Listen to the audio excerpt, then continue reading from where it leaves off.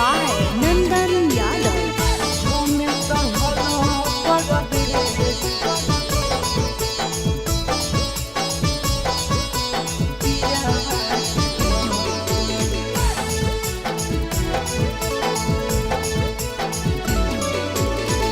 हमें तो हलो परदेश के पगली छोड़ी गेले पियावा के घर।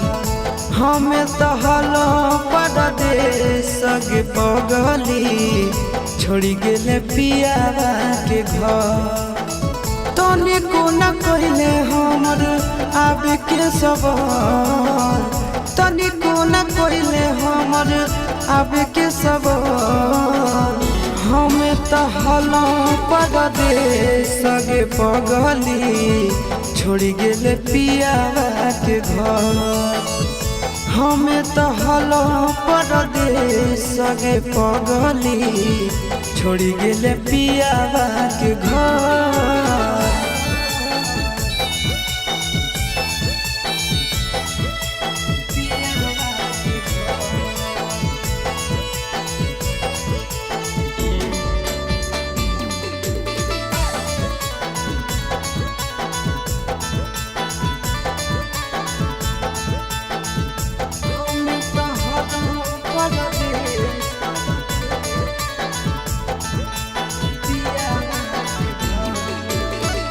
जे कहनी तोहर मान हलियो बात गे, कहल कि सातो जना छोड़बो ने साथ गे।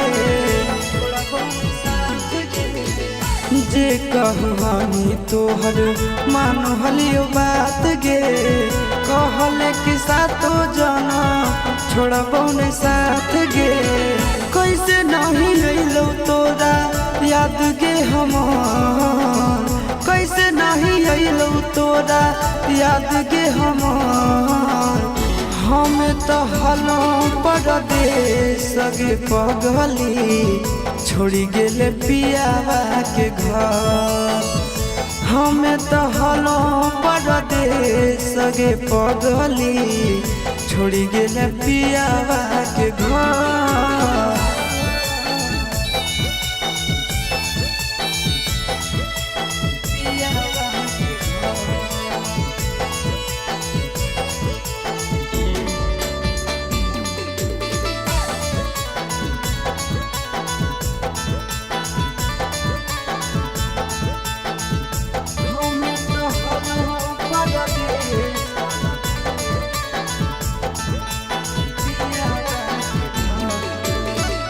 संदीप गिरीश बतलिको शादी के खबर गे, ससुरा में खुश रही हो दुआ हो हमार गे।